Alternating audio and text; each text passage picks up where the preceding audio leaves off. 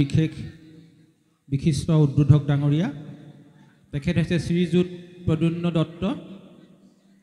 শ্ৰী শ্ৰী দক্ষিণপাট সত্ৰৰ অনুকৃতিমূলক বৃন্দাবনী বস্ত্ৰৰ প্ৰস্তুতিৰ সমিতি ৰাষ্ট্ৰীয় আৰু আন্তঃৰাষ্ট্ৰীয় সমন্বয়ক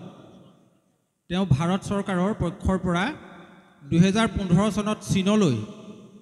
যুৱ প্ৰতিনিধি হিচাপে তেওঁক প্ৰেৰণ কৰা হৈছিল। বৰ্তমান তেওঁ আয়ুষ ফাৰ্মাচী ইনষ্টিটিউট আৰু আয়ুষ পাব্লিক স্কুল পৰিচালক সঞ্চালক। তেখেতক এখন চাদৰেৰে সম্বোধন জনাব মূল সমিতিৰ সম্পাদক শ্ৰীযুত দিব্যধৰ ফুকনদেৱে।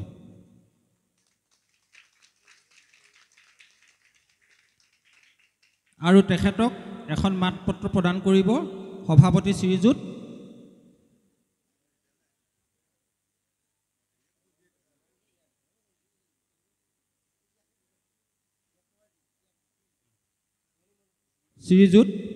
মণিমোহন গগৈদেৱে।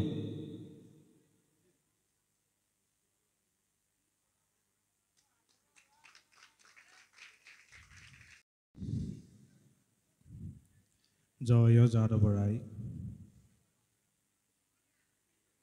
শ্ৰীমন্ত শংকৰ হৰি ভকতৰ জানা যেন কল্পতৰু তাহান্ত বিনাই নাই নাই নাই আমাৰ পৰম গুৰু। আজি গুৰুজনাৰ এই পবিত্ৰ স্তুতিৰে আপোনালোকৰ সন্মুখত আয়োজক সমিতিৰ অনুগ্ৰহ মৰ্মে চমু এটি শুভেচ্ছা বাণী আগবঢ়াবৰ বাবে আগবাঢ়ি আহিছোঁ। ইতিমধ্যে আয়োজকসকলে পৰিচয় প্ৰদান কৰিছেই। মোৰ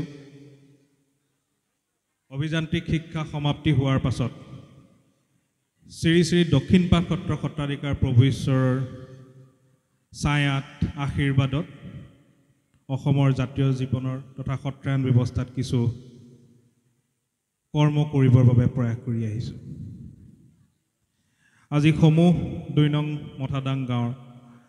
এইসকল পবিত্ৰ ভক্তপ্ৰাণ ৰাইজৰ সন্মুখত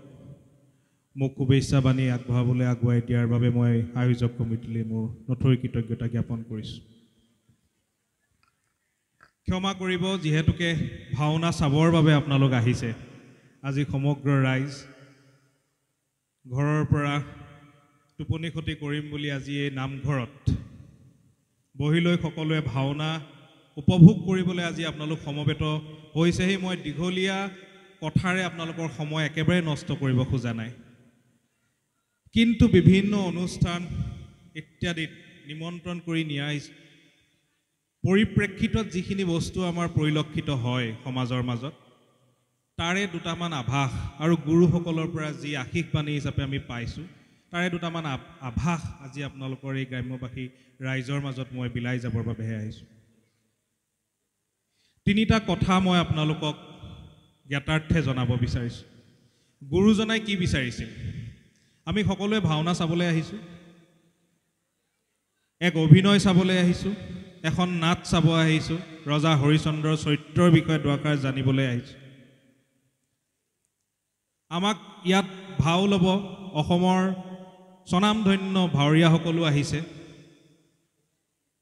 আৰু গুৰুজনাই এনেদৰে সৃষ্টি কৰা এটি উপাদানৰ পৰা, এটি সত্ৰায়ন ব্যৱস্থাৰ উপাদান আজি আমিও এই 21 শতিকাত উপভোগ কৰি আহিছোঁ। 3টা বিশেষ বৈশিষ্ট্য ভাওনাৰ মাধ্যমেদি গুৰুজনাই আমাক দি গৈছে। এক হ'ল লোকসংগ্ৰহ। এই যে আজি গাঁৱৰ আবাল বৃদ্ধ বনিতা, আই মাতৃসকল, যুৱ প্ৰজন্ম, কণ আমাৰ শিশুসকল, ভাতৃভগ্নীসকল সকলো যে আজি নামঘৰ প্ৰাংগণত গোট খাইছেহি, এক ভক্তিভাৱ অন্তৰত লৈ, শ্ৰীকৃষ্ণৰ আৰাধনা অন্তৰত লৈ আপোনালোক গোট খাইছেহি। এয়া হৈছে লোকসংগ্ৰহ। এই লোকসংগ্ৰহ হৈছে ভাওনাৰ এক উদ্দেশ্য। আপোনালোক ইয়াত বহিব, হয়তো নাট দীঘল হ'লে পুৱতি নিশালৈকে ভাওনা শেষ কৰিহে যাব। সেয়া হ'ল লোকস্থিতি। অৰ্থাৎ 5 ঘণ্টা 6 ঘণ্টা আপোনালোক যে এই প্ৰাংগণত বহি থাকিব একেলগে, জাতি ধৰ্ম বৰ্ণ নিৰ্বিশেষে, সেয়া হ'ল লোকস্থিতি। আপোনালোক যে বহিব, কেৱল বহিয়ে থাকিবনে?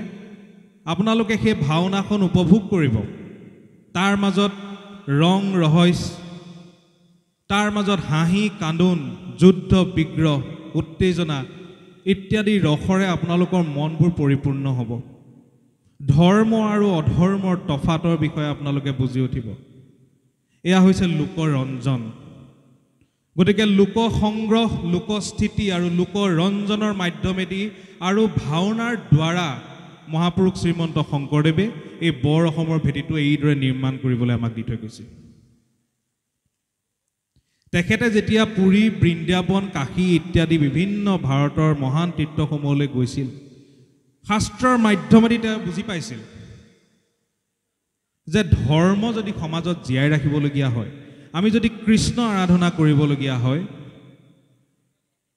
তেতিয়াহ'লে এই অভিনয় কৌশলৰ মাজেদি আমি সমাজত এটা উপাদান দি যাব লাগিব গুৰুজনাই জ্ঞান লাভ কৰিছিল সত্য যুগত কিদৰে ব্ৰহ্মাই ভৰত মুনিৰ দ্বাৰা নাট্য শাস্ত্ৰৰ যি সৃষ্টি কৰিছিল যি ভাওনাত ভাৱৰীয়াই অংগ প্ৰত্যংগ পৰিচালনা কৰি নৃত্য লয় লাখৰ মাজেদি অভিনয় কৰে সেয়া কোৱা হয় আংগিক যি গীত ভতিমা স্তুতি ইত্যাদি ভাওনাত গোৱা হয় সেয়া কোৱা হয় বাহিক ঠিক সেইদৰে আহাৰ্যক আৰু সাত্বিক এই চাৰিটা গুণেৰে ভৰত মুনিয়ে প্ৰথম এই ভাওনাৰ যি আদিতম সত্যযুগত যি অৱলোকন সেয়া চিনাকি প্ৰদান কৰিছিল আৰু প্ৰথম পৰিৱেশন কৰিছিল ভৰমুনিয়ে ক'ত ভৰত মুনিয়ে নিজৰ 100জন পুত্ৰৰ দ্বাৰা ইন্দ্ৰৰ বিজয় ধ্বজ ৰাজপ্ৰসাদ যেতিয়া সভা হৈছিল তাত সাগৰ মন্থনৰ প্ৰথমখন নাট কৰিছিল সেয়াই হৈছে ভাওনা বা ধৰ্মীয় অভিনয়ৰ প্ৰথমটি সৃষ্টি তাৰ পৰ্যায়ক্ৰমে যদি আমি আহোঁ ভগৱান শ্ৰী ৰামচন্দ্ৰক যেতিয়া সেই সময়ৰ ঋষিমুনিসকলে সীতাৰ স্বামী হিচাপে দৰ্শন লাভ কৰি যি আবিৰ্ভূত হৈ তেওঁলোকেও বিচাৰিছিল যে আগন্তুক সময়খিনিত আমিও যদি এই হৰিক আমাৰ স্বামী হিচাপে পাওঁ চাওক ঋষিমুনিসকলে তেওঁলোকৰ আৰাধ্য দেৱতা হিচাপে নহয় তেওঁলোকে নিজে নাৰী হৈ স্বামী হিচাপে শ্ৰী বিষ্ণু শ্ৰী হৰিক পাবৰ বাবে আৰাধনা কৰিছে তাৰ ফলশ্ৰুতি ক'ত ঘটিল আমাৰ এতিয়া বহুতৰ বিতৰ্কৰ সৃষ্টি হয় ৰাসত যেতিয়া আমি কওঁ 1600 গোপীৰ মাজত এজন কৃষ্ণই নৃত্য কৰে সেই 1600 গোপী সেই দাপৰ যুগৰ যিসকল ঋষিমুনি তেওঁলোকৰে অৱতাৰ মাথো তাতে এটা অতি সুন্দৰ সৰু কাহিনী এটা আছে তাতো নাট আৰু ভাওনাৰ কেনেদৰে এটা অৱলোকন পোৱা যায়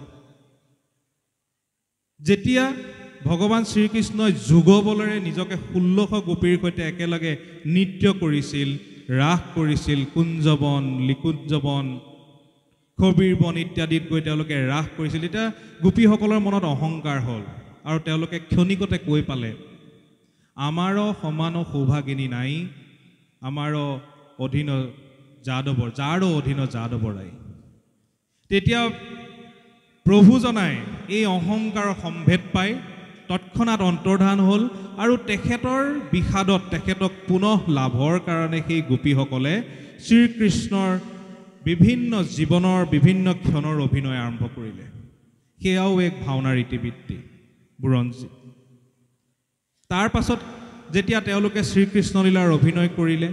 শ্ৰীকৃষ্ণদেৱে তাতে সন্তুষ্ট হৈ তেওঁলোকক দৰ্শন লাভ কৰিলে অৰ্থাৎ তাত তেখেতে এটা বাৰ্তা সমাজত দি গ'ল যে অভিনয়ৰ মাধ্যমেদি হৰি লাভ কৰিব পাৰি কিন্তু আজি আমি ইমান ভাওনা পতাৰ পাছতো আমি কিহৰ কাৰণে হৰি লাভ কৰিবলৈ সক্ষম হোৱা নাই এই কলি যুগত তাৰো অৱলোকন কৰিবলগীয়া আছে আমি ভাওনাখন পাতো ঠিকেই আমাৰ গাঁৱত থিয়েটাৰতো আহে থিয়েটাৰ চাবলৈওতো আপোনালোকে 500 টকা 2000 টকা পৰ্যন্ত মূল্য দি অভিনয় চাবলৈ যায় আৰু হয়তো চাগে এই ভাৱৰীয়াসকল তেওঁলোকতকৈ কম খ্যাতিপূৰ্ণ তথাপিও আপোনালোক আজি দলে বলে সকলো উঠি আহিছে ভাওনাখন চাবৰ কাৰণে কিয়নো ইয়াত সেই সত্তাৰ সাত্বিক গুণটো লাভ কৰিবৰ বাবে আপোনালোক আহিছে 8টা বিভিন্ন গুণেৰে ভাৱৰীয়াসকলে ভাওনা প্ৰদৰ্শন কৰে কম্পন স্বৰ কম্পন তেওঁলোকৰ ঘাম মাটিত পৰি যোৱালৈকে ৰোমাঞ্চকৰ হাস্যকৰ বিভিন্ন নৱৰসেৰে পৰিপূৰ্ণ তেওঁলোকে অভিনয় প্ৰদান অকল তেওঁলোকে কষ্ট কৰিলে জানো আমাৰ ভাওনাৰ সাৰ্থকতা আমি পাম ভাওনা সাৰ্থকতা আপোনালোকৰ মাজত সোমাই আছে আজি যিসকল দৰ্শকেৰে অধীৰ আগ্ৰহেৰে বাট চাই আছে কিদৰে আমাৰ স্বনামধন্য ভাৱৰীয়াসকল আহি অভিনয় কৰিব তেওঁলোকৰ বিভিন্ন শৈলী আপোনালোকে পাব সেয়া শুদ্ধ কথা অভিনয়ৰ মাধ্যমেদি আপোনালোকে লোকাৰঞ্জন পাব কিন্তু তাৰ লগত কিন্তু আপোনালোকে নিজকো আধ্যাত্মিকতাৰ যি বান্ধোন সেই বান্ধোনেৰে অলপ বান্ধি ৰাখিব লাগিব আজি ভাওনা আমি ক'ত পাতিছোঁ আজি ভাওনা আমি নামঘৰত পাতিছোঁ নাম যি স্থানত নাম লোৱা হয় গুৰুজনাই সেই গৃহৰ নাম দি গ'ল নামঘৰ না নাদেইন বিনা গীতম না নাদেইন বিনা স্বৰম না নাদেইন বিনা জ্ঞানম না নাদেইন বিনা শিৱম নাদৰ ৰূপী পৰম নাদৰ ৰূপী শ্ৰী বিষ্ণু নাদৰ ৰূপী পৰম ব্ৰহ্ম নাদৰ ৰূপী স্বয়ং হৰি অৰ্থাৎ এই সৌৰজগত ব্ৰহ্মাই সৃষ্টি কৰাৰ আগতেই এক যি উপাদানৰ সৃষ্টি হৈছিল সেয়া হৈছে নাদ নাদ মানে হৈছে স্বৰ আৰু সেই স্বৰৰে বহিপ্ৰকাশ হৈছে আমাৰ নাম আমি যেতিয়া নাম লওঁ সেয়া স্বৰৰ ধ্বনিৰ বহিপ্ৰকাশ ঘটে নামঘৰত এই অভিনয় হৈছে সেই স্বৰৰে এক বহিপ্ৰকাশ গতিকে এই নামঘৰ ভাগত গুৰুজনাই আমাক প্ৰদান কৰি যোৱা এই পবিত্ৰ উপাদান এই নামঘৰ ভাগত প্ৰৱেশ কৰোঁতে আপোনালোকে তোৰণখনত যিদৰে দেখিছে তাত যি দুজন সিংহ তেওঁলোক আজি সজাই ৰখা হৈছে সিংহৰ অৰ্থ হৈছে নামসিংহ সিংহৰ ঊৰ্ধত কি থাকে আজি গুৰু আসনত হাতী হস্তিৰূপী মনটো গতিকে সহজ ভাষাত যদি আপোনালোকক কওঁ নিজৰ মনটোক যদি বিবেকৰ বান্ধোনেৰে আমি বান্ধিব নোৱাৰোঁ তেতিয়াহ'লে আমি নামৰ আশ্ৰয় ল'ব লাগে এই গুৰুজনাৰ উপাদানসমূহৰ আশ্ৰয় ল'ব লাগে এই হস্তিৰূপী এই মনটোক আমি নাম সিংহৰে অধিদমন কৰিহে আমি ভাওনা দৰ্শন কৰিব লাগে তেতিয়াহে গোপীসকলে যিদৰে শ্ৰীকৃষ্ণ দৰ্শন লাভ কৰিছিল সকলোৱে তেতিয়া ভাওনাৰ সেই প্ৰকৃত অৰ্থ লাভ কৰিব গতিকে মই অত্যাধিক দীঘলীয়া নকৰোঁ ভাওনা আপোনালোকে চাব আমি ধন্য গুৰুজনাই এনে এক উপাদান দি গ'ল এই একবিংশ শতিকাটো আজি সমাজখনক সজোৰে ধৰি ৰাখিব পাৰে ক'ৰবাত ইফাল ইফাল হয় ক'ৰবাত বিক্ষিপ্ততা আমি দেখিছোঁ ভাওনাত কোনোবাই হিন্দী গান সংযুক্ত কৰে কোনোবাই বিকৃত নৃত্য সংযোজন কৰে কিন্তু তথাপিও ভাওনাৰ যি মূলভূত যি শিপা সেই শিপা আজিও আমাৰ সমাজত জীয়াই আছে তো গতিকে এই ভাওনাক জীয়াই ৰখা দায়িত্ব আপোনালোকৰ এই ভাওনাৰ পৰা বিক্ষিপ্ততাক নিৰ্মূল কৰি সকলোৱে যাতে শ্ৰীহৰিক অন্তৰত ধ্যান কৰিহে ভাওনা দৰ্শন কৰে লগতে আমাৰ যি নামঘৰৰ পৰিৱেশ এই পৰিৱেশ ভাগো সকলোৱে ভাওনা শেষ হোৱালৈকে এক শান্তিময় এক পবিত্ৰতা ইয়াত সংৰক্ষণ কৰি যাতে সকলোৱে ভাওনা চাই সেয়াই মই সমূহ ৰাইজলৈ কাটৰ বিনম্ৰতাৰে মই আপোনালোকক অনুৰোধ জনালোঁ আৰু সমূহ ভাৰতীয় তথা আয়োজক মণ্ডলীলৈ মই মোৰ পুনৰ শুভেচ্ছা বাণী জ্ঞাপন কৰি মই মোৰ চমু বক্তব্য সামৰণি মাৰিছোঁ জয় অত যাদৱ।